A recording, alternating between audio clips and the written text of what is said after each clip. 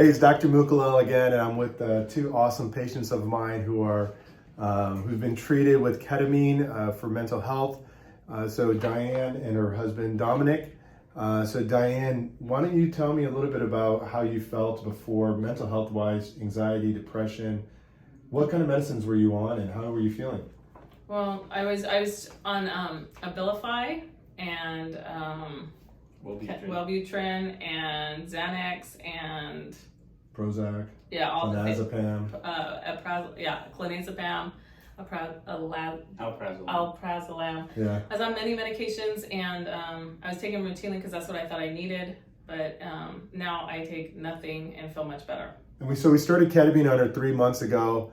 I have a sort of treatment therapy that I utilize with high dose ketamine, partnered up with propofol so that we can keep the mind at rest while the ketamine is entering their body systemically, and therefore creating the changes on the NMDA receptors which we're looking for. So she's at her 3 month mark now. We're going to be putting into her schedule where she can just come as needed. So basically that might be every 4 weeks, 6 weeks, 8 weeks, 12 weeks, 6 months, 1 year at a time. So we'll see, because she has control over it. More importantly, she's off of all of her medications, which is probably the biggest upside that we see using this high dose ketamine therapy. Typically with low dose ketamine therapy, we see that we get 70% of patients get 50% relief, and they still have to take their medicines. But with high dose therapy, using propofol infusions, what we're seeing is completely different, something amazing, that patients are coming off meds. And I'll talk about her pain journey a little bit. We had to deal with that first before we started dealing with her mental health as a person.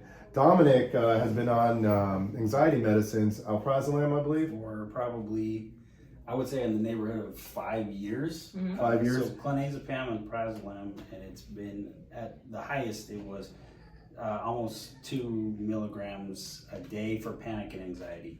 And so he started in our program as well, just doing ketamine. He did ketamine 6 infusion therapy sessions at high dose. Plus he sees our psychotherapist in-house as well, and is probably going to be starting some ketamine-assisted psychotherapy as well.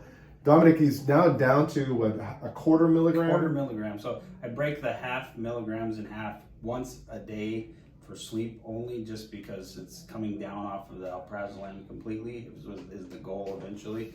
And panic attacks almost down to 0.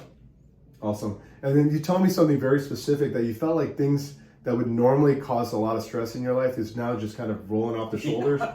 Yeah, to be honest with you, the what used to kind of stick to you and make you agitated, it kind of rolls off of you for the most part, right? So agitation levels or stuff that would actually build up and cause anxiety seem to just kind of roll off.